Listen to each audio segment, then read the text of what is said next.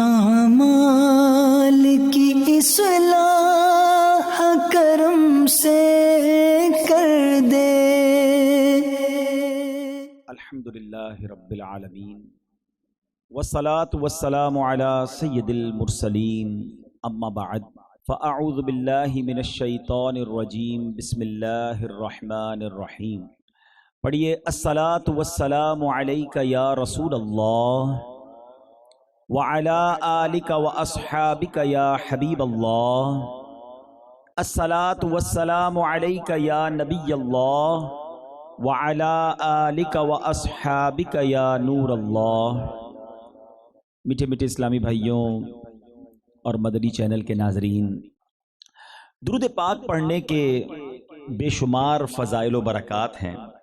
نبی پاک صلی اللہ تعالی علیہ وسلم کا ایک بڑا ہی پیارا فرمان۔ نارملی درود پاک پڑھنا یقیناً بہت ساری برکتیں لاتا ہے، مگر شاید کچھ لوگ یہ سمجھتے ہیں کہ درود پاک پڑھ لیا تو ٹھیک ہے، نہ پڑھا تو کوئی مسئلہ نہیں۔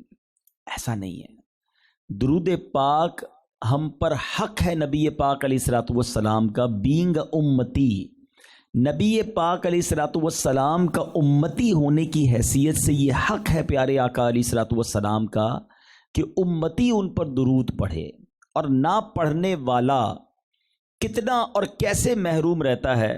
میں ایک حدیث پاک آپ کو سنانے جا رہا ہوں، ذرا غور سے توجہ سے یہ حدیث سنیے گا۔ یہ حدیث دل دہلا دینے کے لیے کافی ہے، یہ حدیث عبرت کے بدری پھول لینے کے لیے بڑی شاندار حدیث ہے۔ میرے آقا مدینے والے مصطفیٰ صلی اللہ تعالی علیہ وسلم کیا فرماتے ہیں؟ آقا فرماتے ہیں لا یرا وجہی ثلاثۃ اقوام، میرا چہرہ قیامت کے دن 3 قسم کے لوگ ہوں گے جو نہیں دیکھ سکیں گے۔ اب ذرا غور کیجئے، قیامت کے دن جو نبی پاک علیہ الصلوۃ والسلام کا دیدار ہی نہیں کر سکے گا، اس سے بڑا محروم کون ہوگا؟ وہ کون سی ہستی ہے جس نے روز قیامت میں کام آنا ہے؟ شافع روز محشر صلی اللہ تعالی علیہ وسلم ہمارے آقا علیہ الصلوۃ والسلام ہی تو ہیں۔ شفاعت انہوں نے کرنی ہے۔ پل صراط سے جب امتی گزر رہے ہوں گے تو رب سلم کی صدائیں انہوں نے بلند کرنی ہے، پیاسوں کو جام کوثر انہوں نے پلانا ہے۔ ہم نے تو یوں سمجھیے کہ اپنے سارے پرابلم سالو کروانے نبی پاک علیہ الصلوۃ والسلام سے محشر کے دن، لیکن اگر امتی نبی پاک کا قیامت کے دن دیدار ہی نہ کر سکا تو اس سے بڑی محرومی کیا ہوگی؟ سیدی اعلیٰ حضرت امام اہل سنت لکھتے ہیں نا کہ سنتے ہیں کہ محشر میں صرف ان کی رسائی ہے، گر ان کی رسائی ہے، لو جب تو بنائی ہے۔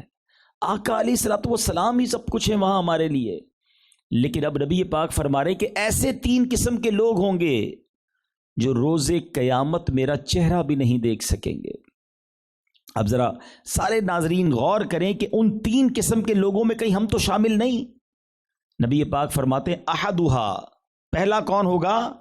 العاق لوالدیہ، ماں باپ کا نافرمان قیامت کے دن میرا چہرہ نہیں دیکھ سکے گا۔ غور کیجئے، جن کے ماں باپ حیات ہیں، کبھی اپنے ماں باپ کو ناراض نہ کرنا کہ ماں باپ کا نافرمان اتنا بڑا مجرم ہے کہ نبی پاک علیہ الصلوۃ والسلام فرماتے ہیں قیامت کے دن میرا چہرہ نہیں دیکھ سکے گا۔ آج نوجوان موجود ہیں، ینگسٹرز موجود ہیں، آپ میں بہت سارے خوش نصیب وہ ہوں گے جن کے ماں باپ دنیا میں موجود ہیں۔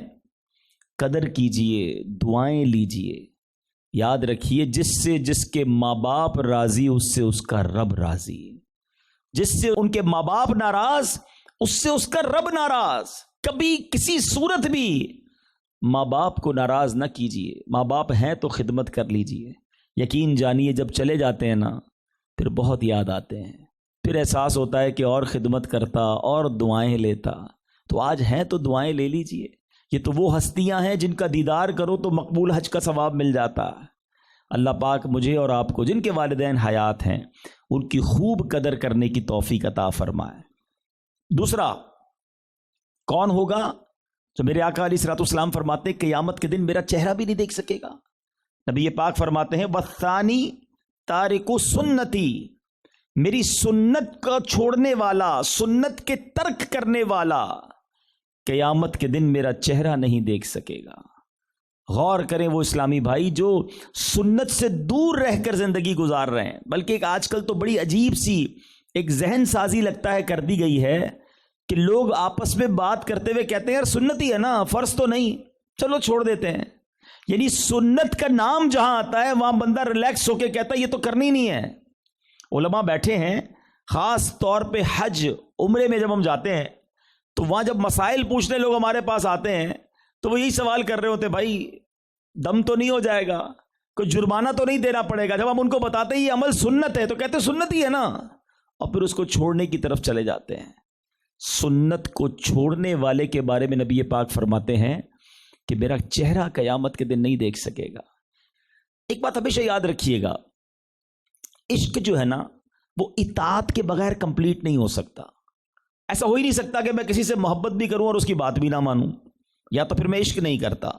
دنیا میں جو جس سے محبت کرتا ہے نا، بندہ کہتا ہے نا آپ کے لیے جان حاضر، آپ حکم تو کریں، آپ کے لیے سب کروں گا کیونکہ آپ سے محبت ہے۔ دنیا میں جس سے محبت ہو جائے بندہ اس کی ہر بات مانتا ہے۔ تو جو رسول پاک علیہ الصلوۃ والسلام سے محبت کا دعویٰ کر رہا ہے، کلیم کر رہا ہے، اس کی زندگی میں تو سنتیں نہیں ہیں۔ اچھا اب ذرا غور کیجئے گا، سنت کی اہمیت پر میں آپ سے بات کر رہا ہوں۔ ایک طرف نبی پاک فرما رہے سنت کو ترک کرنے والا میرا چہرہ نہیں دیکھ سکے گا، اور ایک طرف نبی پاک کی وہ مشہور حدیث ہے کہ جس نے میری سنت سے محبت کی اس نے مجھ سے محبت کی، اور جس نے مجھ سے محبت کی کانا معی فی الجنہ، کہ وہ جنت میں میرے ساتھ ہوگا، جنت میں میرے ساتھ جائے گا۔ آپ خود فیصلہ کر لیجئے کہ ایک راستہ وہ ہے جس میں نبی پاک فرما رہے چہرہ بھی نہیں دیکھ سکے گا، اور ایک راستہ وہ ہے جس میں آقا فرماتے جنت میں بھی ساتھ جائے گا، اور یہ سنت پر عمل کرنے والا راستہ ہے۔ آج کے اس پرفتن دور میں، فیشن بھرے ماحول میں، اللہ سلامت رکھے دعوت اسلامی کے مدنی ماحول کو، جو بار بار ہمیں سنتوں کا درس دیتا ہے، بار بار یہ مدنی ماحول بلاتا ہے کہ آؤ سنت کے مطابق زندگی گزارو۔ اب وہ تیسرا شخص جس کے بارے میں نبی پاک علیہ الصلوۃ والسلام فرماتے ہیں کہ قیامت کے دن میرا چہرہ بھی نہیں دیکھ سکے گا، آقا علیہ الصلوۃ والسلام فرماتے ہیں من ذکرت عندہ فلم یصلی علی، وہ شخص جس کے سامنے میرا ذکر ہوا اور اس نے مجھ پر درود نہ پڑھا، بروز قیامت وہ چہرہ نہیں دیکھ سکے گا۔ اب غور کر لیں جتنے یہاں ناظرین موجود ہیں، حاضرین موجود ہیں، کہ ہم پورے دن میں کتنی بار نبی پاک علیہ الصلوۃ والسلام کا ذکر کرتے ہیں، کتنی بار درود پڑھتے ہیں۔ آج ہی کا دن دیکھ لیجئے، محفل نعت میں آئے تو چلے نعت خواہ نے پڑھایا، آپ نے پڑھ لیا، مگر صبح سے لے کر شام تک آپ نے کب اہتمام سے درود پاک پڑھا؟ پورا پورا دن، ہفتہ، مہینہ گزر جاتا ہے کچھ لوگوں کا، مگر زبان پر ذکر و درود نہیں ہوتا۔ ایسا نہ ہو کہ قیامت کے دن نبی پاک علیہ الصلوۃ والسلام کا دیدار نہ ملے۔ اچھا اب اس کا بھی مفہوم مخالف، اس کے بھی سامنے جو حدیثیں ہیں، سبحان اللہ، ایک طرف فرمایا درود نہ پڑھنے والا چہرہ نہیں دیکھ سکے گا، اور ایک جگہ فرماتے ہیں میرے آقا علیہ الصلوۃ والسلام تم میں سے قیامت کے دن میرے سب سے زیادہ نزدیک وہ ہوگا جس نے دنیا میں مجھ پر سب سے زیادہ درود پڑھے ہوں گے۔ درود پاک تو قرب مصطفیٰ کا ذریعہ ہے صلی اللہ تعالیٰ علیہ وسلم۔ تو آئیے میں بھی نیت کروں اور آپ بھی نیت کریں، چلتے پھرتے اٹھتے بیٹھتے درود پاک اپنی زندگی میں شامل کر لیجئے۔ پرابلمز آتی ہیں، بیماریاں آتی ہیں، پریشانیاں آتی ہیں، یقین جانیے درود پاک کی وہ وظیفہ ہے جو آپ کی پرابلم، پریشانیاں، مصیبتوں کو لے جاتا۔ اور میں نہیں کہہ رہا، پیارے آقا علیہ الصلوۃ والسلام کا فرمان ہے کہ تم میں سے جو شخص مصیبتوں اور پریشانیوں میں ہو، حدیث پاک کا مضمون ہے، وہ کثرت سے درود پاک پڑھے۔ درود پاک پریشانی اور مصیبت کو لے جاتا ہے۔ دکھوں نے تم کو جو گھیرا ہو تو درود پڑھو، جو حاضری کی تمنا ہو تو درود پڑھو۔ آئیے مل کر بآواز بلند درود پاک پڑھیں گے، صلو علی الحبیب صلی اللہ تعالی۔ بہرحال آج ہم سرور کائنات علیہ الصلوۃ والسلام کی سیرت کے ایک بڑے ہی نرالے، بڑے ہی پیارے پہلو کی طرف انشاءاللہ میں آپ کی توجہ چاہوں گا۔ اور یہ ٹاپک میں نے کیوں چوز کیا ہے اس موضوع پر، کیونکہ نبی پاک علیہ الصلوۃ والسلام تو وہ ہیں، اللہ اکبر، کہ پیارے آقا علیہ الصلوۃ والسلام کی ذات کی اتنی خوبیاں ہیں، آپ کی ذات میں اتنے پہلو ہیں کہ اگر کسی مقرر کو، کسی بیان کرنے والے کو، یہاں تک کہ کسی کتاب لکھنے والے کو کہا جائے کہ پیارے آقا علیہ الصلوۃ والسلام کی شان بیان کرو، تو وہ حیران ہو جاتا ہے کہ کیا بیان کروں، ہیں؟ کون کون سی ادا ہے جس کو بیان نہ کیا جائے؟ نبی پاک کی ولادت سے پہلے کے واقعات، ولادت کے وقت کے واقعات، میرے آقا کے بچپن کے واقعات، نبی پاک کی جوانی اور مکی زندگی کے واقعات، مدنی زندگی کے واقعات، اللہ کے حبیب علیہ الصلوۃ والسلام کے سفر معراج پر بات کی جائے یا معجزات پر بات کی جائے، کونین کے والی صلی اللہ تعالی علیہ وسلم کی خوبصورت اداؤں کی بات کی جائے، یا میرے آقا علیہ الصلوۃ والسلام کے امت پر احسانات پر بات کی جائے، نبی پاک کے حسن و جمال پر بات کی جائے، یا پیارے آقا علیہ الصلوۃ والسلام کے تصرفات پر بات کی جائے، اس قدر ڈائمنشنز ہیں نبی پاک کی حیات طیبہ میں کہ بیان کرنے والا بھی سوچنے پہ مجبور ہو جاتا ہے کہ کہتے ہیں کیسے بیان کیا جائے، اوقات بھی نہیں ہیں، الفاظ بھی نہیں ہیں نبی پاک علیہ الصلوۃ والسلام کی شان بیان کرنے کے لیے۔ بڑے بڑے علماء نے، بڑے بڑے فقہا نے قلم اٹھایا لیکن عاجز نظر آتے ہیں۔ بریلی کے تاجدار امام اہل سنت نے بھی کوشش کی، لیکن ایسا لگتا ہے کہ اس کلام میں تو ڈھونڈتے ہی رہے کہ نبی پاک کو کہوں کیا۔ کہتے ہیں سرور کہوں کہ مالک و مولا کہوں تجھے، باغ خلیل کا گل زیبا کہوں تجھے، یعنی کہوں کیا یہ تلاش ہو رہا ہے۔ اللہ رے تیرے جسم منور کی تابشیں، اے جانے جاں اے جانے تجلا کہوں تجھے، آقا تیرے تو وصف عیب تناہی سے ہیں بری، حیران ہوں میرے شاہ میں کیا کیا کہوں تجھے۔ اور آخر جس کو کہتے ہیں نا کہ جس کو اس کے بعد سرنڈر ہو گئے کہ لیکن رضا نے ختم سخن اس پہ کر دیا، خالق کا بندہ خلق کا آقا کہوں تجھے۔ تو نبی پاک علیہ الصلوۃ والسلام کی ذات وہ ہے کہ جس کے بارے میں ہم کیا بیان کریں اور کیا بیان نہ کریں، ہماری تو اوقات ہی نہیں۔ بہرحال پیارے آقا علیہ الصلوۃ والسلام کے چرچے کو کس طرح رب عز و جل نے بلند فرمایا اور کس طرح پیارے آقا علیہ الصلوۃ والسلام کی شان کو بیان فرمایا، اللہ اکبر۔ پیارے آقا علیہ الصلوۃ والسلام کا ذکر ہم کیا کریں، اللہ تبارک و تعالیٰ نے پیارے آقا علیہ الصلوۃ والسلام کے ذکر کو اپنے ذکر کے ساتھ کیسے کس طرح جس کو کہتے ہیں نا کہ اٹیچ کیا۔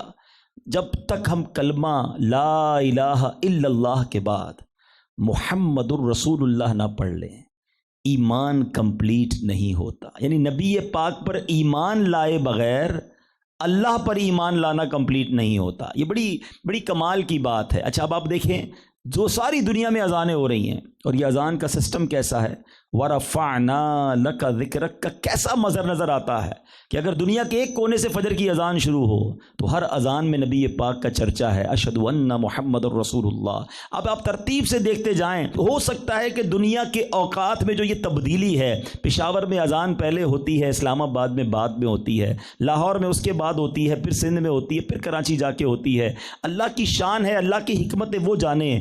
کیا معلوم یہ نظام ہی اسی لیے بنایا کہ دنیا میں ہر وقت اذان گونجتی رہے، اللہ کے نام کے ساتھ ساتھ رسول پاک کا نام بھی گونجتا رہے۔ اللہ اکبر۔ فجر کی اذان کا سلسلہ آسٹریلیا فجی سے شروع ہوتا ہے، جب تک وہ امریکہ پہنچتا ہے اس سے پہلے ہی وہاں ظہر کی اذان شروع ہو جاتی ہے۔ یہ سلسلہ چلتے چلتے آگے بڑھتا ہے تو عصر کی اذان۔ دنیا کے ہر گھڑی ہر لمحے اللہ اور اس کے رسول کا نام دنیا کے کونے کونے میں گونج رہا ہے۔ اپنے حبیب کے چرچے کو بلند کرنے کا کیا خوبصورت انتظام فرمایا۔ تلاوت قرآن ہو، کون سا دن کون سا لمحہ ہے جب دنیا کے کونے کونے میں قرآن نہیں پڑھا جا رہا، اور قرآن ذکر مصطفیٰ صلی اللہ تعالیٰ علیہ وسلم کس خوبصورت انداز میں بیان کرتا ہے۔ تو اللہ نے اپنے حبیب علیہ الصلوۃ والسلام کے چرچے کو ایسا بلند فرمایا کہ ہم یقین کریں اگر نبی پاک کا ذکر بھی کرتے ہیں نا تو سمجھ لیں ہم خیرات لیتے ہیں، ہم نبی پاک کا ذکر کر کے اپنی جھولیاں بھرتے ہیں۔ میرے آقا علیہ الصلوۃ والسلام کو ہمارے ذکر کی یا ہماری طرف سے درود پڑھنے کی کوئی حاجت نہیں، وہاں تو ہر وقت وقت رحمتوں اور برکتوں کی بارش جاری ہے۔ لیکن آج میں نبی پاک علیہ الصلوۃ والسلام کی حیات طیبہ کا ایک ایسا انداز، ایک ایسی کیفیت آپ کے سامنے رکھوں گا۔ نبی پاک علیہ الصلوۃ والسلام کو اللہ تعالیٰ نے بہت زیادہ روحانی طاقت عطا فرمائی، اسپرچول پاور تو ایسا ہے جس کا کائنات میں کسی کے پاس نہیں۔ دنیا میں بڑے بڑے لوگ آئے مگر کسی کے پاس اتنی طاقت نہیں کہ وہ انگلی سے اشارہ کرے تو چاند چلنا شروع ہو جائے۔ اچھا طاقت جو ہوتی ہے نا وہ جوانی میں جا کر جوبن پر آتی ہے، مگر میرے آقا علیہ الصلوۃ والسلام ابھی جھولے میں ہیں، اور جھولے میں جس طرف انگلی اٹھاتے ہیں چاند اس طرف جانا شروع کر دیتا ہے۔ اور یہ حدیث پاک میں ہے، حضرت عباس رضی اللہ تعالیٰ نبی پاک کے چچا ہیں، یہ بعد میں ایمان لائے، ٹھیک ہے، اور جب ایمان بعد میں لائے تو کہتے یا رسول اللہ صلی اللہ تعالیٰ علیہ وسلم بچپن میں آپ کی طرف سے مجھے اسلام کی خاموش دعوت پہلے ہی مل چکی تھی، ماجرا یہ تھا یا رسول اللہ صلی اللہ تعالیٰ علیہ وسلم، آپ جب جھولے میں ہوتے تھے میں دیکھتا تھا کہ آپ جس طرف انگلی اٹھاتے تھے نا چاند اس طرف جاتا تھا۔ اچھا یہاں بڑی باریک سی اور لطیف سی بات عرض کروں، ہمارے یہاں بھی بزرگ بیٹھے ہیں، ہم میں سے بعض اوقات ہمارے رشتہ دار ہمیں بزرگ ملتے تو کہتے ہیں بچپن میں تم یہ کرتے تھے، کہتے ہیں اچھا بھائی کرتے ہوں گے، پتہ تو ہے نہیں، آپ کہہ رہے ہیں آپ نے دیکھا تھا، ہم تو چھوٹے تھے، ہمیں کیا معلوم، بچپن کی باتیں ہمیں یاد نہیں رہتی۔ حضرت عباس رضی اللہ تعالیٰ عنہ کہتے ہیں حضور میں نے آپ کو جھولے میں دیکھا تھا، آپ جدھر انگلی اٹھاتے تھے چاند اس طرف چل پڑتا تھا۔ نبی پاک نے یہ نہیں کہا چچا آپ کو معلوم مجھے یاد نہیں، اللہ اکبر۔ اللہ کے حبیب علیہ الصلوۃ والسلام فرماتے ہیں ہاں میرے چچا میں چاند سے باتیں کرتا تھا، چاند مجھ سے باتیں کرتا تھا، میں چاند کی تسبیح کو سماعت کرتا تھا۔ ارے نبی پاک علیہ الصلوۃ والسلام بچپن میں جھولے میں ہیں، پاور دیکھو کہ انگلی اٹھائیں تو چاند چلنے لگ جائے، چاند کی گفتگو جو جھولے میں سن لے۔ پیارے آقا آج بھی ہمارے درود و سلام سنتے ہیں اور ہم پر نگاہ رحمت فرماتے ہیں، جبھی تو بریلی کے تاجدار لکھتے ہیں کہ دور و نزدیک کے سننے والے وہ کان، کان لعلے کرامت پہ لاکھوں سلام۔ میرے آقا کے بچپن کا یہ عالم ہے، اللہ اللہ وہ بچپنے کی پھبن، اس خدا بھاتی صورت پہ لاکھوں سلام۔ تو میں نبی پاک کے اگر اسپرچول پاور گنوانا شروع کروں، روحانی تصرفات کہ زمین پر کھڑے ہو کر اشارہ کر کے چاند کو 2 ٹکڑے فرمائیں، دعا فرمائیں تو سورج کو پلٹا دیں، آقا دعا فرمائیں تو بارش برسے، نبی پاک دعا فرمائیں تو بارش رک جائے، اللہ اکبر، ایسے واقعات تو بہت سارے ہیں۔ لیکن کیا آپ یہ جانتے ہیں کہ نبی پاک علیہ الصلوۃ والسلام کو اللہ تبارک و تعالیٰ نے فزیکل پاور یعنی جسمانی طاقت اور بہادری کیسی عطا فرمائی؟ اللہ اکبر۔ بات کرتے ہیں بہادروں کے سردار، جب بھی بہادروں کی بات ہوتی ہے میٹھے اسلامی بھائیوں تو مولا علی کرم اللہ تعالی وجہ الکریم کا تو نام آتا ہے نا، شیر خدا ہیں۔ اب سنو شیر خدا کیا فرماتے ہیں، مولا علی فرماتے ہیں کہ جب لڑائی خوب گرم ہو جاتی، دشمن سامنے ہوتا ہم بھی ادھر ہوتے، لڑائی بالکل گرم ہو جاتی اور جنگ کی شدت دیکھ کر بڑے بڑے بہادر گھبراتے، اس وقت ہم نبی پاک علیہ الصلوۃ والسلام کے پہلو میں کھڑے ہو کر اپنا بچاؤ کرتے تھے۔ آپ علیہ الصلوۃ والسلام سب لوگوں سے زیادہ آگے بڑھ کر دشمن کے قریب پہنچ کر جنگ کیا کرتے تھے۔ اتنی شجاعت تھی، اتنی بہادری تھی کہ بڑے بڑے بہادر وہ مانا جاتا تھا جو نبی پاک کے قریب چلا جائے، کیونکہ آقا لیڈ فرام دا فرنٹ کرتے تھے، سب سے آگے جا کر دشمن پر حملہ فرماتے۔ اللہ اکبر۔ سنو حضرت انس بن مالک کیا کہتے ہیں، سرکار مدینہ علیہ الصلوۃ والسلام لوگوں میں سب سے زیادہ حسین، سب سے زیادہ سخی اور سب سے زیادہ بہادر تھے۔ ایک رات اہل مدینہ نے کوئی خوفناک دھماکے کی آواز سنی، لوگ گھروں سے نکل آئے اور اس طرف جانے لگے جس طرف دھماکہ ہوا تھا، اس طرف جا رہے ہیں تو وہاں سے نبی پاک علیہ الصلوۃ والسلام واپس آ رہے ہیں، کہہ رہے گھبرانے کی بات نہیں ہے، گویا سب سے پہلے پیارے آقا علیہ الصلوۃ والسلام وہاں تشریف لے گئے۔ تو وہ شجاعت کا عالم ہے۔ ایسے بہت سارے واقعات ہیں، لیکن آپ بھی سوچ رہے ہوں گے کہ آج یہ والا ٹاپک کیوں لیا گیا ہے۔ تھوڑا آگے چلتے ہیں، آپ کو میرے موضوع کی وجہ بھی سمجھ آ جائے گی۔ بہرحال یہ تو ہو گئی بہادری۔ اچھا اس کے بعد نبی پاک علیہ الصلوۃ والسلام کو اللہ تبارک و تعالیٰ نے جو جسمانی طاقت عطا فرمائی، سبحان اللہ، میرے آقا علیہ الصلوۃ والسلام تو سب کے پاس جاتے تھے نیکی کی دعوت دینے۔ اب نبی پاک علیہ الصلوۃ والسلام جو ہیں انہوں نے ایک بار اس زمانے کا ایک بہت بڑا جس کو آپ کہیں پہلوان مانا جاتا ہے، ٹھیک ہے، اس پہلوان کا نام تھا رکانہ، عرب کا ہیوی ویٹ چیمپئن، جیسے آج کل ہمارے یہاں کہتے ہیں نا یہ ورلڈ چیمپئن ہے، اس زمانے کا سب سے بڑا پہلوان تھا۔ پیارے آقا علیہ الصلوۃ والسلام نے اس کو اسلام کی دعوت دی۔ اچھا پہلوانوں کے پہلوانوں والے دماغ ہوتے ہیں، وہ کہتا ہے ٹھیک ہے آپ مجھے اسلام کی دعوت دے رہے، میں تو آپ کو اللہ کا سچا نبی جب مانوں گا کہ آپ جو ہے مجھ سے کشتی کریں اور مجھے اس پہ پچھاڑ دیں۔ اب اللہ کے حبیب علیہ الصلوۃ والسلام گئے اسلام کی دعوت دینے، وہ چیلنج کر رہا ہے کشتی کا۔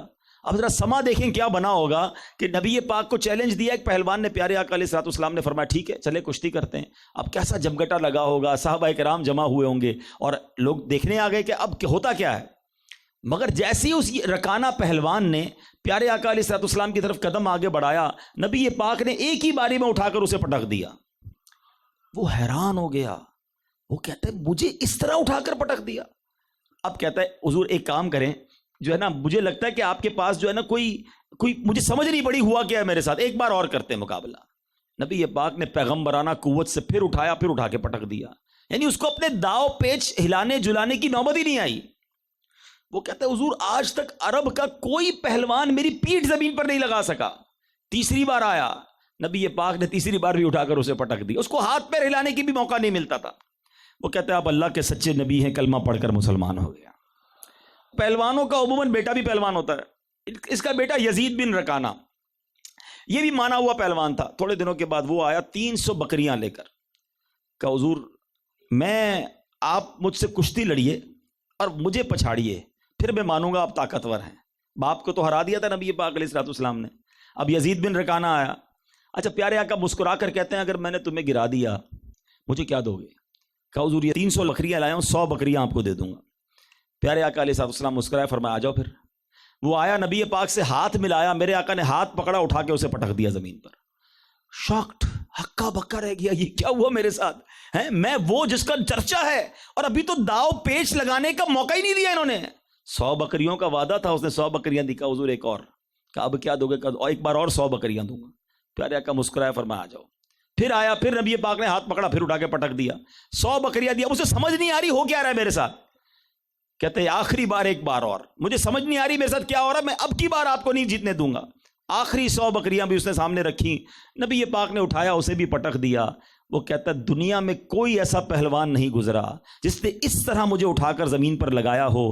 آپ اللہ کے سچے نبی ہیں۔ نبی پاک علیہ الصلوۃ والسلام نے 300 بکریاں تحفے میں واپس بھی عطا فرما دی۔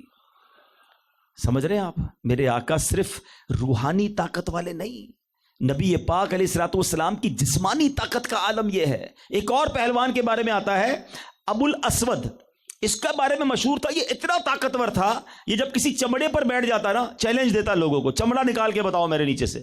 چمڑے کے یعنی سکن آف اینیمل کے ٹکڑے ٹکڑے ہو جاتے تھے، چمڑے سے اس کو نکال نہیں سکتے تھے۔ وہ آیا نبی پاک علیہ الصلوۃ والسلام کی بارگاہ میں، آپ مجھے کشتی میں پچھاڑ دیں میں مسلمان ہو جاؤں گا۔ نبی پاک علیہ الصلوۃ والسلام نے اس کا ہاتھ پکڑا، اٹھایا، اسے بھی زمین پر پٹک دیا، کلمہ پڑھ کر وہ بھی مسلمان ہو گیا۔ اللہ پاک نے اپنے حبیب کو ایسا بنایا ہے، وہ خدا نے ہے مرتبہ تجھ کو دیا، نہ کسی کو ملے نہ کسی کو ملا، کہ کلام مجید نے کھائی شہا، تیرے شہر و کلام و بقا کی قسم، تیرا مسند ناز عرش بری، تیرا محرم راز روح امی، تو ہی سرور ہر دو جہاں ہے شہا، تیرا مثل نہیں ہے خدا کی قسم۔ اللہ نے اپنے حبیب کو با کمال بنایا، ہر صلاحیت عطا فرمائی۔ اب میرے بیچے اسلامی بھائیوں، علماء بیٹھے ہیں، بڑا مشہور واقعہ، طاقت مصطفیٰ، سبحان اللہ ہے۔ غزوہ خندق کا موقع ہے، صحابہ کرام کو حکم دیا گیا کہ خندق کھودی جائے، بڑی بڑی خندق بنائی گئی مدینے کے اطراف میں، صحابہ کرام خندق کھود رہے ہیں، اور یہ وہی حال ہوگا، آپ کو یاد ہے نا کہ جب بندہ کوئی محنت کا کام کرتا ہے تو کھانا بھی اچھا کھانا چاہیے، بھوکا آدمی کیا کرے گا؟ اور اسی خندق کھودتے ہوئے صحابہ آئے تھے نبی پاک کے پاس کہ حضور کھانے کو کچھ نہیں ہے، اور ایک صحابی نے نبی پاک کو کرتا اٹھا کر پتھر دکھایا تھا کہ حضور پیٹ پر پتھر ہے، اور کونین کے والی صلی اللہ تعالی علیہ وسلم نے اپنا کرتا اٹھایا تو پیٹ پر 2 پتھر بندھے ہوئے تھے۔ درس ہے ان لوگوں کے لیے جن کی کبھی کھانے پینے میں کمی رہ جائے، کاروبار میں کمی ہو جائے، روزگار میں کمی ہو جائے تو زبان پر شکوے، شکایات، کمپلین، کہتے اللہ نے دیا ہی کچھ نہیں، پیچھے رہ گیا، زبان پر شکوہ۔ اللہ نے بہت دیا، ہمیں لاکھوں کروڑوں سے اچھا بنایا ہے۔ اللہ کے حبیب علیہ الصلوۃ والسلام اور صحابہ پیٹ پر پتھر باندھ کر رہتے تھے، کئی دن فاقہ ہوتا تھا۔ بتاؤ میری اور آپ کی زندگی میں کب یہ موقع آیا کہ ہم نے پیٹ پر پتھر باندھ کر رات گزاری ہو؟ مگر شکر نہیں ہے زبان پر، اللہ کی بارگاہ میں کمپلینز ہیں۔ اور یاد رکھو جو ناشکری کرتا ہے نا، اس کو نعمتیں نہیں ملتی۔ اللہ نے قرآن میں وعدہ فرمایا ہے، لَإِن شَكَرْتُمْ لَأَزِيدَنَّكُمْ، تم میرا شکر ادا کرو میں تمہیں اور عطا کروں گا۔ تو شکر گزار بن جائیے، جو دیا رب نے بہت دیا ہے۔ میں آپ کو صحیح بتاؤں، جتنے لوگ یہاں آئے نا، آپ جیسی زندگی گزار رہے ہیں نا، ایسی زندگی گزارنے کے لاکھوں لوگ خواب دیکھ رہے ہیں۔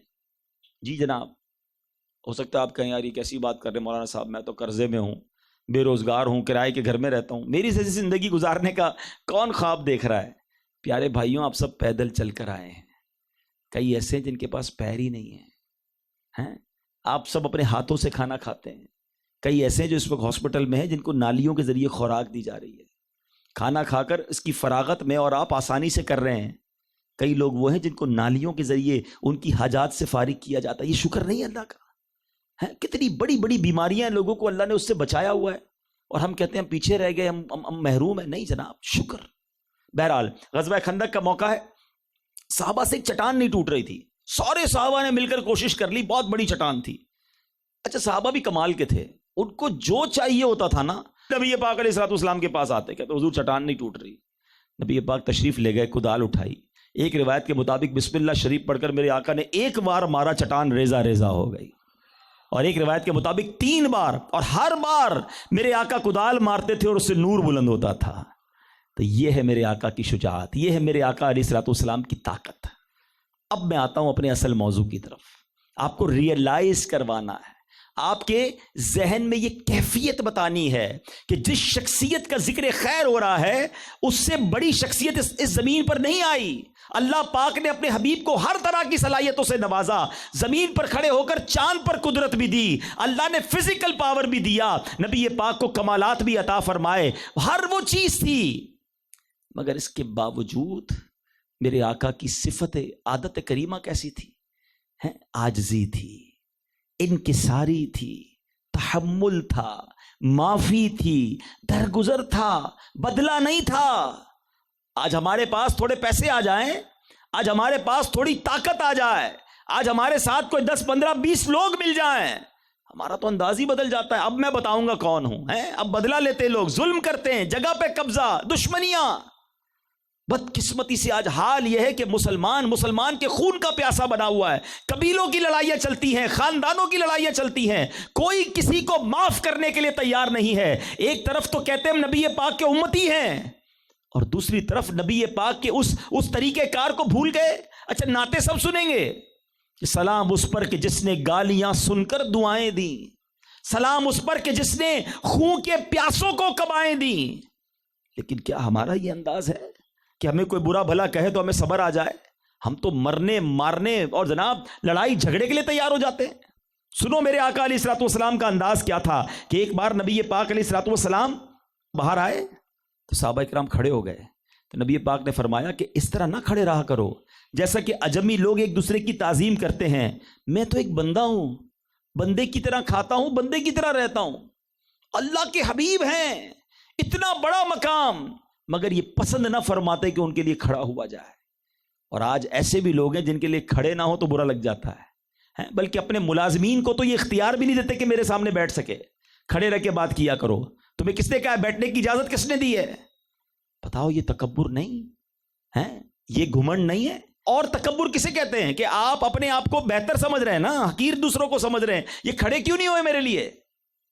نبی پاک علیہ الصلوۃ والسلام کے بارے میں آتا ہے کہ بی بی عائشہ صدیقہ رضی اللہ تعالیٰ فرماتی ہیں کہ آقا علیہ الصلوۃ والسلام کبھی کبھی اپنے پیچھے سواری پر اپنے کسی خادم کو بھی بٹھا لیا کرتے تھے, اپنے گھوڑے پر. ذرا سوچو, خادم کو بٹھانا. پیارے آقا علیہ الصلوۃ والسلام کی سواری, ایک بار فرماتی ہیں کہ جنگ قریظہ کے دن آپ کی سواری کے جانور کی لگام چھال کی رسی سے بنی ہوئی تھی, بالکل ایک جس کو کہیں ہلکی سی چیز. مطلب یہ سادگی کا انداز دیکھیں. نبی پاک علیہ الصلوۃ والسلام کا یہ بھی انداز ہوتا کہ غلاموں کی دعوت بھی قبول فرماتے. ایک بار ایک غلام آیا, کہتا حضور جو کی روٹی ہے اور پرانی چربی ہے میرے گھر پہ, مینیو بھی بتا دیا, آپ تشریف لائیں گے دعوت کو. اللہ کے حبیب علیہ الصلوۃ والسلام اس کی بھی دعوت قبول فرماتے. آج ہمارا ملازم, ہمارا غریب رشتہ دار, ہمارا غریب پڑوسی ہمیں دعوت دے, ٹائم نہیں ہے بھائی, بہت بیزی ہوتا ہوں. امیر بلائے تو سب سے پہلے پہنچ جاتے ہیں. اپنے دل سے پوچھیں یہ کیا ہے, کیوں اچھے نہیں لگتے غریب آپ کو, کیوں نہیں لگتے کمزور لوگ اچھے, کیوں بڑے لوگوں کے پاس جانے کو جی چاہتا ہے, ان کے پاس جانے کو جی نہیں چاہتا. نبی پاک کی سیرت تو یہ ہے کہ مقام سب سے اعلیٰ ہے, سب سے اولیٰ و اعلیٰ ہمارا نبی, مگر غمزدوں کی کیسے داد رسی کر رہے ہیں, غریبوں کے گھروں پہ جا رہے ہیں, مسکینوں کی مدد فرما رہے ہیں. اور اپنے آپ کے بارے میں انداز یہ ہے کہ اپنے گھر والوں کے ساتھ کھانا بنانے میں ہاتھ بٹاتے. ایک بار نبی پاک علیہ الصلوۃ والسلام کے بارے میں آتا ہے کہ آپ علیہ الصلوۃ والسلام کہ جوتوں کا تسمہ, میرے آقا علیہ الصلوۃ والسلام کے نالین شریف کی لیس جس کو کہتے ہیں تسمہ, وہ ٹوٹ گیا. تو حضرت عبداللہ بن عامر کہتے ہیں کہ میں نے عرض کی حضور میں اسے صحیح کر دیتا ہوں. تو اللہ کے حبیب علیہ الصلوۃ والسلام فرمائے کہ صحیح ہے کہ تم اس کو ٹھیک کر دو گے, مگر میں اس کو پسند نہیں کرتا کہ میں تم لوگوں پر اپنی برتری اور بڑائی کو ظاہر کروں. اللہ اکبر, اپنے جوتوں کے تسمے بھی خود ٹھیک کرنے ہیں, اور آج ہم اپنے ہاتھ سے اپنا کام کرنے کو کسر شان سمجھتے ہیں, اپنی جس کو کہیں کہ اوقات کم ہو گئی. نہیں جناب, میں نے یہ اس لیے موضوع چنا ہے کہ ہر وہ طاقت, ہر وہ صلاحیت جس پر آج بندہ غرور کرتا نظر آتا ہے، میں بڑا حسین ہوں، میرے آقا سے زیادہ دنیا میں کوئی حسین نہیں آیا، میں جناب بڑا با کمال ہوں، نبی پاک سے بڑھ کر با کمال اس دنیا میں کوئی نہیں آیا، ارے میں بڑا طاقتور ہوں، میرے آقا سے بڑھ کر طاقتور اس دنیا میں کوئی نہیں آیا، ارے میرے بڑے ساتھی ہیں، ارے میرے آقا تو وہ ہے جن کے خادم فرشتے ہوا کرتے ہیں، مگر نبی پاک عاجزی اور انکساری اختیار کریں، نبی پاک صحابہ کرام علیہ رضوان کے ساتھ گھل مل کر رہیں، اور ہمارا انداز ہی الگ ہے۔ ہمیں تو تھوڑے سے پیسے مل جائیں، کسی کو کوئی منسٹری مل جائے، کسی کو کوئی عہدہ مل جائے، کوئی تھوڑا سا مشہور ہو جائے، میں معذرت کے ساتھ چونکہ مذہبی لوگ بھی بیٹھے، ہم اللہ پاک ہمیں دیکھیں، جو تکبر ہے نا، گھمنڈ، یہ شیطان کا ایسا وار ہے کہ وہ بڑے بڑے لوگوں کے دلوں میں داخل کر دیتا ہے، اللہ ہم سب کو محفوظ فرمائے۔ آپ کو معلوم ہے اس دنیا میں سب سے پہلا گناہ کیا ہوا؟ سب سے پہلا گناہ حسد اور تکبر، سب سے پہلی نافرمانی یہی تو تھی۔ شیطان نے اپنے آپ کو یہی تو کہا تھا نا، انا خیر من، میں اس سے بہتر ہوں آدم سے۔ اس نے ایک بار تکبر کیا، حسد کیا، اور اس کے بعد کیا ہوا؟ ساری عبادتیں، ساری ریاضتیں ختم، زیرو، راندہ درگاہ مردود۔ جو روز کہتا ہو انا خیر من، اس نے تو ایک بار کہا تھا نا۔ یہاں تو یار لوگ ایسے جو روز کہہ رہے ہوتے، زبان سے نہیں کہتے تو پریکٹیکلی کہہ رہے ہوتے، میں بہتر ہوں اس سے، میرا ملازم ہے، غریب ہے، اس کو تو آتا جاتا کچھ نہیں۔ علم بھی تکبر لاتا ہے، یاد رکھیے گا۔ علماء نے تکبر کے جو ریزنز لکھے، وجوہات لکھی، اس میں علم بھی ہے کہ جب بندہ علم حاصل کرتا ہے کہتا دوسرے جاہل ہیں، میں علم والا ہوں۔ من قال انا عالم فہو جاہل، روایتوں کا مضمون ہے کہ جب بندہ کہے میں عالم ہوں تو وہی جاہل ہے۔ اپنے آپ کو عاجزی کا پیکر بنائیے، میں کچھ بھی نہیں ہوں، میری اوقات ہی کوئی نہیں ہے، اللہ پاک نے جو دیا وہ دیا، اور یاد رکھو تم عاجزی کرو گے اللہ اور عطا فرمائے گا، تمہیں اور عروج عطا فرمائے گا۔ تو بہرحال اللہ کے حبیب علیہ الصلوۃ والسلام کی عاجزی بھی دیکھو، اور اس کے بعد دشمنوں کی معافی بھی دیکھو، کیسے کیسے واقعات پڑے ہیں۔ وہ آپ بھول گئے، غورس نام کا ایک شخص آیا تھا، نبی پاک تنہا اکیلے آرام فرما رہے تھے، کوئی گارڈ، کوئی سیکیورٹی نہیں تھی۔ غورس ہاتھ میں تلوار لے کر آیا قاتلانہ حملہ کرنے، معاذ اللہ پلان یہ تھا کہ نبی پاک علیہ الصلوۃ والسلام کو شہید کر دوں گا۔ اب جیسے ہی غورس قریب پہنچتا ہے، میرے آقا کی مبارک آنکھیں کھلتی ہیں، کیونکہ نبی کا دل تو نہیں سوتا نا صلی اللہ تعالیٰ علیہ وسلم۔ آقا نے اسے دیکھا تو غورس کہتا ہے، اے محمد صلی اللہ تعالیٰ علیہ وسلم، اب تمہیں مجھ سے کون بچائے گا؟ پیارے آقا اکیلے ہیں، تنہا ہیں، غورس کے ہاتھ میں تلوار ہے۔ غورس تکبر کے عالم میں، پراؤڈ میں کہتا ہے، اے محمد صلی اللہ تعالیٰ علیہ وسلم، اب تمہیں کون بچائے گا؟ اللہ اکبر، اللہ کے حبیب علیہ الصلوۃ والسلام کی زبان سے پتہ کیا نکلا؟ ایک ہی لفظ، اللہ۔ رحمت للعالمین کی زبان سے لفظ اللہ سن کر غورس کانپنے لگا، اس کے ہاتھ سے تلوار گر گئی۔ میرے آقا نے وہ تلوار اٹھائی، فرمایا غورس اب تجھے کون بچائے گا؟ اب تجھے کون بچائے گا؟ کہتے حضور آپ کریم ہیں، مہربانی فرمائیں، معاف کر دیں۔ میرے آقا نے اس قاتلانہ حملہ کرنے آنے والے کو بھی معاف کر دیا۔ ہم تو ایک کسی سے غلطی ہو جائے اس کو معاف کرنے کے لیے تیار نہیں ہے، بیچارے کی غلطی سے ہماری گاڑی سے کسی کی گاڑی ٹچ ہو جائے، اندھا ہے دیکھتا نہیں، گاڑی کس نے دی تجھے؟ تیرے کو چھوڑوں گا نہیں۔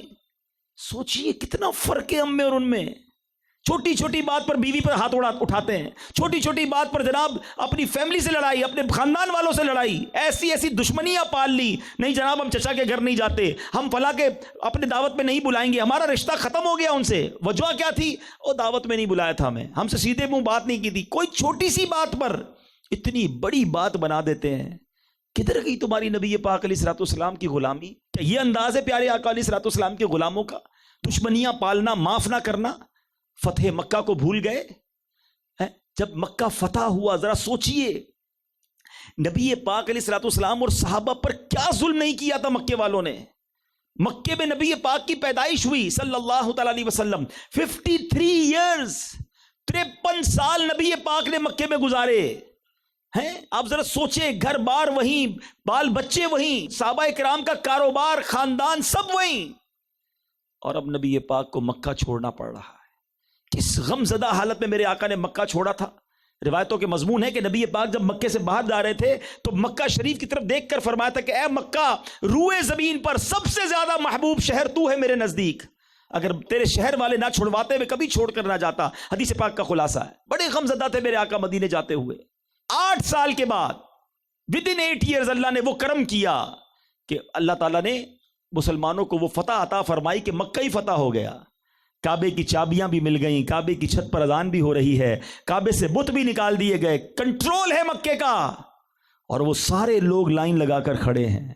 حضرت حمزہ کو شہید کرنے والے بھی موجود تھے. چچا کو کس طرح شہید کیا گیا تھا, آنکھ کان اور جسم کے ٹکڑے نکال کر شہید کیا گیا. کئی صحابہ کو, بی بی زینب رضی اللہ تعالیٰ عنہ میرے آقا کی صاحبزادی, ان کو نیزہ پیٹ پر اس طرح مارا گیا تھا کہ آپ اونٹ سے نیچے گری اور آپ کا حمل بھی ضائع ہو گیا.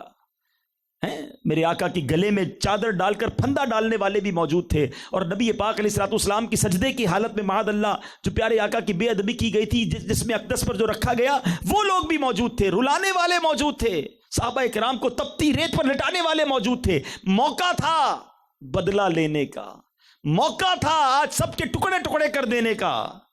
نبی پاک کے سامنے جب وہ سارے لوگ کھڑے تھے نا, اللہ کے حبیب علیہ الصلوۃ والسلام نے کیا فرمایا؟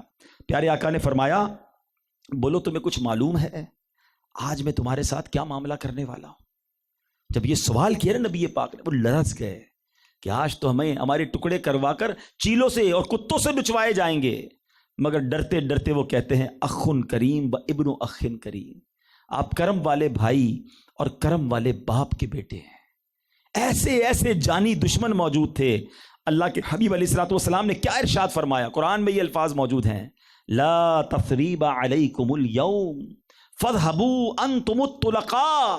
اللہ کے حبیب فرماتے ہیں آج تم پر کوئی الزام نہیں, جاؤ تم سب آزاد ہو. سب کو آزاد کر دیا, کوئی جناب سزا نہیں ملی, کوئی مار کٹائی نہیں ہوئی, سب معاف. اور سنو نبی پاک نے صحابہ کرام سے کیا فرمایا؟ آقا فرماتے ہیں تمہارے کاروبار اور زمینوں پر انہوں نے جو قبضہ کر لیا ہے نا, مکے سے تو چھوڑ کے چلے گئے تھے صحابہ, سیدنا عثمان غنی بھی گئے تھے, سیدنا ابوبکر صدیق بھی گئے تھے, بڑے بڑے صحابہ گئے تھے, تو ان کا کاروبار بھی تھا, پراپرٹیز بھی تھیں, گھر بھی تھے, مکے والوں نے قبضہ کر لیا تھا غیر مسلموں نے.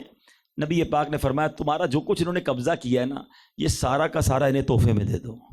یہ کیسی معافی تھی, کیا خوبصورت الفاظ مفتی عبد المصطفیٰ اعظمی صاحب لکھتے ہیں, اللہ اکبر, اے اقوام عالم کی تاریخی داستانوں, بتاؤ کیا دنیا کے کسی فاتح نے, کسی فاتح کی کتاب زندگی میں کوئی ایسا حسین اور زرین ورق ہے؟ اے دھرتی خدا کے لیے بتا, اے آسمان خدا کے لیے بول, کیا تمہارے درمیان کوئی ایسا فاتح گزرا ہے جس نے اپنے دشمنوں کے ساتھ ایسا حسن سلوک کیا ہو؟ اے چاند اور سورج کی چمکتی اور دوربین نگاہوں, کیا تم نے لاکھوں برس کی گردش لیل و نہار میں کوئی ایسا تاجدار دیکھا ہے؟ تم اس کے سوا اور کیا کہو گے کہ یہ نبی جمال و جلال کا وہ بے مثال شاہکار ہے کہ شاہان عالم میں اس کا تصور محال ہے. اس لیے ہم دنیا کو دعوت نظارہ کا چیلنج دیتے ہیں کہ ساری دنیا نے ایسا منظر نہیں دیکھا ہوگا. اللہ کے حبیب نے فتح مکہ کے موقع پر ان تمام دشمنوں کو معاف کیا. اب سنو اس معافی کا فائدہ کیا ہوا ہے. تاریخ کی کتابوں میں لکھا کہ بڑے بڑے سرداران قریش, بڑے بڑے لوگ رونے لگے کہ ہم نے ان کے ساتھ کیا کیا اور انہوں نے ہمارے ساتھ کیا کیا. اور اس معافی کی برکت سے وہ نسل در نسل مسلمان ہو گئے, جوک در جوک مسلمان ہوئے. مسلمانوں کی تعداد کتنی بڑی صرف اس سے اندازہ کیجئے گا. سمجھدار لوگ بیٹھے ہیں, 2 سنے ہجری میں بدر ہوتا ہے, کتنے مسلمان تھے؟ 313. اور آپ کو وہ تاریخی الفاظ یاد ہونے چاہیے کہ نبی پاک نے بدر کے میدان میں اللہ کی بارگاہ میں دعا کرتے ہوئے عرض کی تھی کہ اللہ اگر آج یہ مارے گئے تو دنیا میں تیرا نام لینے والا کوئی نہ بچے گا. یعنی کم و بیش 313 مسلمانی دنیا میں, کچھ خواتین مدینے میں تھیں. یہ تعداد ہے 2 سنے ہجری میں, ٹھیک ہے. 3 سنے ہجری میں احد ہوتا ہے, تقریباً 700 مسلمان اس میں شرکت کرتے ہیں جناب, ٹھیک ہے. اور تقریباً 6 سنے ہجری میں صلح حدیبیہ ہوتا ہے, 1400 مسلمان. آپ گریجولی دیکھ رہے ہیں مسلمانوں کی تعداد 6 سنے ہجری میں کہاں پہنچی ہے؟ 1400 مسلمان. اور ٹھیک ہے تھوڑے مدینہ شریف میں ہوں گے, مگر جب 8 سنے ہجری میں میرے آقا فتح مکہ کو آتے ہیں تو 10,000 مسلمانوں کا لشکر ہے. ابھی اور سنو, معافی دی نا, لوگ کہتے ہیں معافی کروں گا تو پیچھے رہ جاؤں گا, معاف کر دوں گا تو بزدل کہلاؤں گا, معاف کر دوں گا تو خاندان کی عزت کا کیا ہوگا, ہمارے قبیلے کے بھرم کا کیا ہوگا, ہم تو جناب بزدل مانے جائیں گے. اللہ اکبر, میرے آقا نے معافی کا اعلان کیا 8 سنے ہجری میں. 10 سنے ہجری میں میرے آقا حجت الوداع کے لیے جاتے ہیں. بتاؤ کتنے صحابہ تھے عرفات کے میدان میں؟ کم و بیش 1,24,000 صحابہ میدان عرفات میں موجود ہیں. اتنا اسپیڈ سے اسلام پھیلا. تو پتا چلا اسلام لڑائی جھگڑوں سے نہیں، اسلام معافی اور درگزر اور محبت سے پھیلا ہے. اور آج ہم کیا کر رہے ہیں؟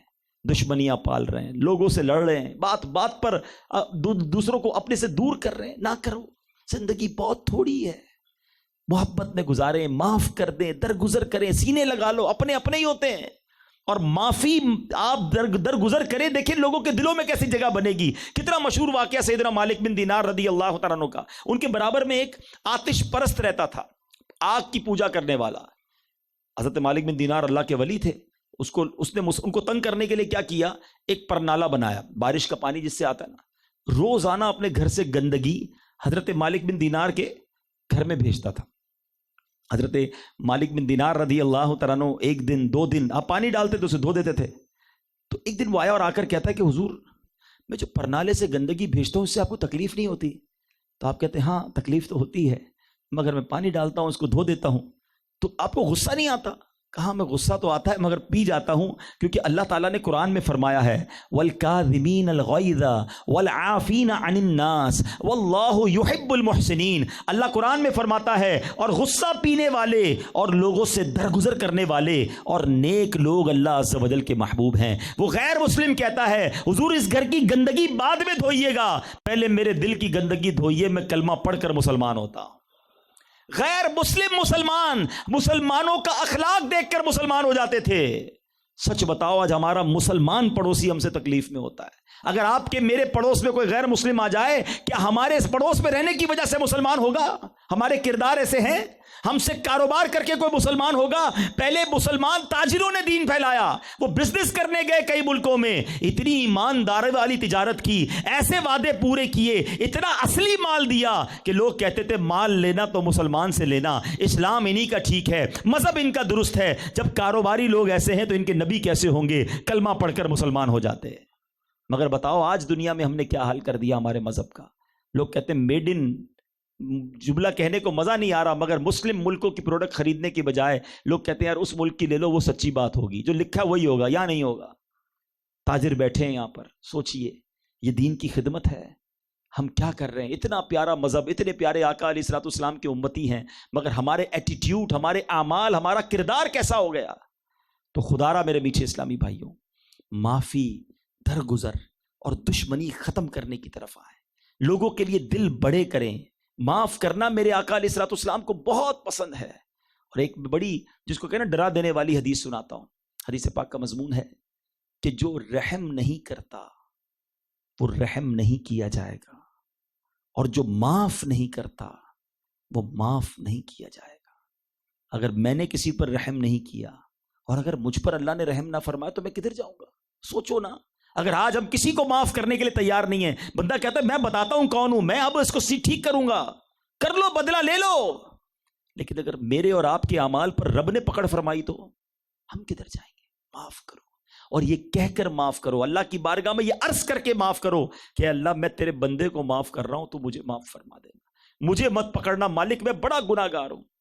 ایک گناہ گار شخص تھا، اس کا انتقال ہوا، اور انتقال کے بعد اس کو کسی دوست نے خواب میں دیکھا. دوست نے کہا تمہارا مرنے کے بعد کیا معاملہ ہوا؟ اللہ پاک نے میری مغفرت فرما دی. تو تو بڑا گناہ گار تھا، تیری بخشش کیسے ہو گئی؟ کہ ماجرا یہ تھا کہ ایک بار گھر میں بیوی نے کھانا بنایا اور نمک بہت زیادہ ڈالا. مجھے بڑا غصہ آیا، جی تو چاہا کہ بیوی کو ابھی سزا دوں، پلیٹ اٹھا کر منہ پر ہی مار دوں. ہو سکتا ہے یہاں بھی کچھ ایسے شیر ببر بیٹھے ہوں گے جو گھر میں یہ کرتے رہتے ہوں گے، کھانا گڑبڑ ہو گئی تو بس بیوی کی خیر نہیں ہے.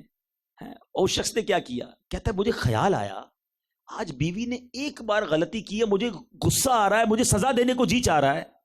میں تو روز اللہ کی بارگاہ میں غلطیاں کر رہا ہوں، نافرمانیاں کر رہا ہوں، وہ تو سزا نہیں دے رہا مجھے. کہتا ہے بس یہ خیال آیا، میں نے بیوی کو کچھ بھی نہیں کہا، چپ چاپ میں نے کھانا کھایا، چلا گیا. مرنے کے بعد مجھے بتایا گیا کہ اس دن میرا بندہ ہو کر تو نے میری بندی کو معاف کیا، میں سب سے بڑا معاف کرنے والا ہوں، جا میں نے تیرے سارے گناہوں کو معاف کر دیا. سوچئے، نہ کریں. بات بات پر گھر میں لڑائی، بچوں سے لڑائی، فیملی میں لڑائی، سارا غصہ جہان کا بیوی پہ جا کے نکالنا ہے. وہ اللہ کی بندی نہیں ہے، وہ انسان نہیں ہے. کیوں طلاقیں ہوتی ہیں؟ برداشت کرنے کے لیے کوئی تیار ہی نہیں ہے. خدارا یہ نبی پاک کا طریقہ نہیں ہے. میرے آقا علیہ الصلوۃ والسلام کے پاس ہر طرح کا اختیار تھا، مگر عاجزی تھی، معافی تھی، درگزر. اچھا سبحان اللہ، جس کے پاس اختیار ہو نا، کنٹرول ہو، پھر بھی معاف کر دے، آئے ہائے اس کی فضیلت سنو. بعض اوقات تو یہ ہوتا ہے کہ ہمارا کوئی بڑا آدمی ہم پر ظلم کرے، ہم کہتے ہیں یار جا تجھے معاف کیا، اس کا بگاڑ ہی کچھ نہیں سکتے، اتنے سارے تو گارڈ ہیں اس کے ساتھ. کمال یہ ہے کہ آپ کسی سے بدلہ لے سکتے ہیں، اس پر غصہ نافذ کر سکتے ہیں، کنٹرول ہے آپ کو، اور اب آپ اللہ کے لیے معاف کر دیں. سبحان اللہ. ابو داؤد کی حدیث میں ہے، جس نے غصے کو ضبط کر لیا حالانکہ وہ اسے نافذ کرنے پر قادر تھا، تو اللہ عز و جل بروز قیامت اس کو تمام مخلوق کے سامنے بلائے گا اور اختیار دے گا کہ جس حور کو چاہے لے جائے. غصے پر کنٹرول کرنا سیکھو. بخاری شریف کی حدیث ہے. جو لوگ کہتے ہیں نا نہیں یار میں بتاتا ہوں میں کون ہوں، میں پہلوان ہوں، میں طاقتور ہوں، نہیں، پہلوان وہ نہیں ہے. بڑی مشہور بخاری شریف کی حدیث ہے جس کا مضمون ہے کہ پہلوان وہ نہیں جو غصے کے وقت کسی کو پچھاڑ دے، پہلوان وہ ہے جو غصے کے وقت اپنے آپ کو قابو میں رکھے. یہ زیادہ مشکل ہے. واقعی پہلوانی والا کام ہے، بڑا آسان ہے. آپ کو کسی نے گالی دی، آپ نے بھی گالی دی، اس نے تھپڑ مارا، آپ نے پتھر مارا، کوئی کمال نہیں ہے. کمال یہ کہ ضبط کر لیا، برداشت کیا. یہ ہے نبی پاک کا طریقہ، اور یہ ہے وہ غلامی جو میں نے اور آپ نے سیکھنی ہے. میں چاہتا ہوں اللہ کرے کوئی ایک میرا بھائی بھی اپنے کسی دشمن کو معاف کر دے، اپنی کسی خاندانی رکاوٹ کو دور کرے جو دوریاں کر دی ہیں. اچھا پھر ایک اور پرابلم ہے، ایک تو خود معاف نہیں کرتے یا پھر معافی نہیں مانگتے. ایسا بھی ہوتا ہے. مثال کے طور پہ دو دوستوں میں لڑائی ہو گئی، بچپن کے دوست تھے. اب وہ ادھر بیٹھا کہتا معافی مانگے گا تو اس سے بات کروں گا، وہ کہتا یہ معافی مانگے گا تو میں اس سے بات کروں گا. میاں بیوی میں ناراضگی ہو گئی، بیوی کہتی ہے شوہر کی غلطی ہے، یہ میرے گھر آئے، میری ماں کے گھر، معافی مانگ کر لے جائے تو چلے جاؤں گی. شوہر کہتا نہیں میں نہیں، یہ آ کے معافی مانگے. دونوں ایک دوسرے کو یاد بھی کر رہے ہیں، دونوں کو ایک دوسرے کی یاد بھی آ رہی ہے. بیچ میں ایک سوری ہے، ایک معافی ہے جو انا بنی ہوئی ہے. رشتہ دار، چچا، ماموں، خالہ، عید کے دن بھی یاد آتے ہوں گے رشتہ دار، لیکن کہتے ہیں میری غلطی نہیں تھی، وہ معافی مانگے پھر چلے جائیں گے. ارے اللہ کے بندو، تم آگے بڑھ کے معافی مانگ لو، تم آگے بڑھ کے سلو کر لو. سلو کرنے والا اللہ کو بہت پسند ہے. تم آگے بڑھ کر معافی مانگو گے، تمہیں وہ کہے گا میں بھی انتظار کر رہا تھا کب میرا بھائی آئے اور ہم اپنے بھائی سے ملیں. تھوڑی سی زندگی ہے، کب تک نفرت کے ساتھ جیو گے، ہم دنیا سے چلے جائیں گے. بدقسمتی تو یہ ہے کہ لوگ اپنے بچوں کو وصیت کر کے جاتے ہیں کہ ان چاچا سے کبھی بھی مت ملنا، میرے مرنے کے بعد بھی نہیں ملنا. توبہ توبہ توبہ. میں اپنے بیان کو اب کنکلوڈ کرتا ہوں، اشارہ دے رہا ہوں سمجھدار لوگوں کے لیے. آپ نے شب برات، شب قدر، جو مغفرت کی راتیں ہیں نا، آپ نے اس کی بشارتیں سنی ہوں گی کہ اتنے بخشے جائیں گے، اتنے معاف کیے جائیں گے، چند مجرم معاف نہیں کیے جائیں گے. ایسا ہے نا؟ اور ان چند مجرموں کی جب بھی ہم لسٹ پڑھتے یا سنتے ہیں نا، اس میں رشتے داری کاٹنے والا، قطع تعلق کرنے والا ضرور ہوتا ہے. یعنی یہ اتنا برا فعل ہے کہ قطع تعلق کرنے والا شب برات کو بھی نہیں بخشا جاتا، شب قدر کو بھی نہیں بخشا جاتا. اب بتاؤ، یہ ہم نے دل میں پال کے رکھے. یہ شیطان ہے جو تمہیں نہیں ملنے دے رہا، جو تمہیں اپنوں سے دور کیے بیٹھا ہے. مسلمان سے کیسے قطع تعلق کر سکتا ہے؟ اے میرے میٹھے اسلامی بھائیوں، آج خدارا یہ پیغام لے کر جاؤ، جو جھک جاتا ہے نا وہ اللہ کو بہت پسند آتا ہے. آپ کا قصور نہیں بھی ہے نا، آپ معافی مانگ لیں کہ بھائی میرے سے غلطی ہو گئی تو معاف کر دو. آؤ سینے لگتے ہیں، آؤ گھر پہ چائے بیٹھ کر پیتے ہیں، پرانی دشمنی ختم، پرانی رنجشیں ختم، مل کر زندگی گزارتے ہیں. بعض اوقات اپنے جو ہے نا اپنے ہی ہوتے ہیں، یاد رکھو، اپنا خون ہوتا ہے، ان کے ساتھ دشمنی نہیں ہونی چاہیے، کسی مسلمان کے ساتھ نہیں ہونی چاہیے. سب کو معاف کر دیں، اور اس نیت کے ساتھ آج یہ اعلان کریں کہ میں نے سب کو معاف کیا. اور میں اللہ سے دعا کرتا ہوں جو تیرے مسلمان بندوں کو معاف کرے، میرے مولا آج تو ہمارے گناہوں کو بھی معاف فرما دے. نیت کرتے ہیں میں نے سب کو معاف کیا، نیت کر لے یا اللہ میں نے سب کو معاف کیا، تو مجھے معاف فرما دے. وہ کریم ہے، وہ معافی کو بہت پسند کرتا ہے. شب قدر کی دعا یاد ہے؟ اللہم انک عفو کریم تحب العفو فاعف عنی. کیا مطلب ہے اس کا؟ اے اللہ تو معاف کرنے والا ہے، معافی کو پسند کرتا ہے، مجھے بھی معاف کر دے. مگر تم خود بھی تو پہلے معاف کرو. اللہ سے معافی مانگ رہے، بندوں کو معاف کرنے کے لیے تیار نہیں ہو. تو انشاءاللہ سب کو معاف کریں گے، مل جل کر رہیں گے، بدلہ نہیں لیں گے، درگزر. آپ یہ سمجھ لو کہ انسان سے غلطی ہوتی، ہو گئی غلطی، معاف کر دو. اپنے نوکر کو جھاڑ دیتے، نوکری سے نکال دیتے، تھپڑ مار دیتے. نہ کریں ایسا. اللہ پاک ہمیں معافی اور درگزر والا ذہن عطا فرمائے، دشمنیاں ختم کرنے والا بنائے. آخری حدیث اور کمال کا انعام ہے. میں پہلے انعام سناتا ہوں، پھر آپ کو اس کے اوپر ہم نے کرنا کیا ہے یہ بتاتا ہوں. حضرت ابو ہریرہ رضی اللہ تعالیٰ عنہ مروی ہے کہ جس بندے میں، حدیث پاک کا مضمون ہے، جس میں 3 عادتیں ہوں گی اس کو ملے گا کیا؟ اللہ پاک قیامت کے دن اس کا حساب بہت آسان طریقے سے لے گا اور اس کو اپنی رحمت سے جنت میں داخل فرما دے گا. کون کون ہے جس کو یہ انعام چاہیے؟ اور کیا چاہیے ہم کو؟ کہ اللہ جنت میں داخل کر دے اور ہم سے حساب آسانی سے لے، پکڑے نہ جائیں، مارے نہ جائیں.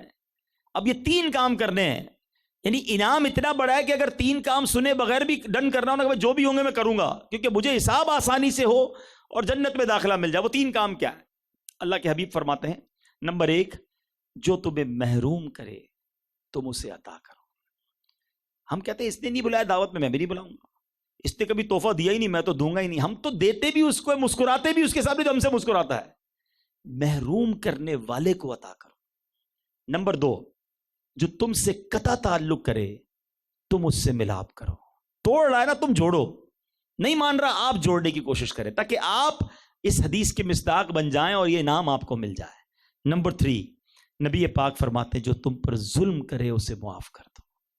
اللہ کرے یہ 3 کام میں بھی کرنے والا بن جاؤں، آپ بھی بن جائیں، اور اس کے صدقے اللہ قیامت کے دن ہمارا حساب آسان کر دے اور ہمیں جنت میں داخلہ عطا فرمائے.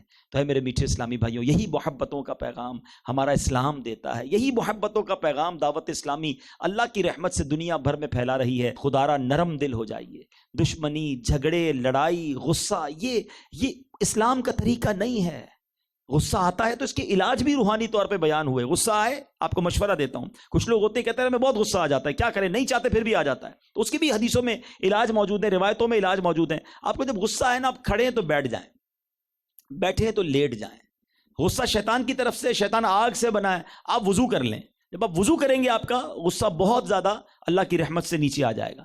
ایک طریقہ یہ بھی ہے کہ جس بندے پر غصہ آ رہا ہے نا اس کے سامنے سے ہٹ جائیں.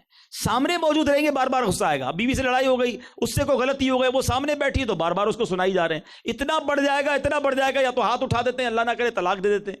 تو ہٹ جائیں وہاں سے. تو اگر آپ کو علاج کرنا ہے تو اس کے بہت سارے علاج کتابوں میں موجود ہیں. میں ایک جس کو ہے وہ روحانی علاج بھی بتا دیتا ہوں کہ جس کو غصہ گناہ کرواتا ہو، غصے سے گناہ ہو جاتا ہو، گالی نکل آتی ہو، لڑائی جھگڑا کرتا ہو، اس غصے سے وہ گناہ میں پڑ جاتا ہو، تو اسے چاہیے کہ ہر نماز کے بعد بسم اللہ الرحمن الرحیم 21 بار پڑھے اور اپنے اوپر دم کر لے.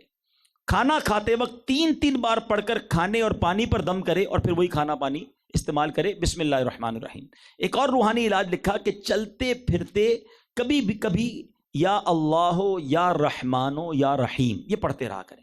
اللہ پاک ہم سب کو غصے کی عادت سے نجات عطا فرمائے، نرم کر دے، شفیق کر دے. تھوڑی سی زندگی اگر کسی کا دل توڑ دو گے، کسی کو ناراض کر دو گے، کسی پر ظلم ہو گیا اور وہ قیامت کے دن اللہ کی بارگاہ میں کھڑا ہو گیا تو اپنے جائیں گے کدھر؟ کیسے اس کو حساب دیں گے؟ تو ادھر ہی معافی مانگ کر، ادھر ہی درگزر کر کے، ادھر ہی سب کے ساتھ سلوک کر لیں. اللہ پاک مجھے بھی عمل کی توفیق دے، آپ کو بھی نصیب فرمائے. میرے اعمال کی اصلاح کرم سے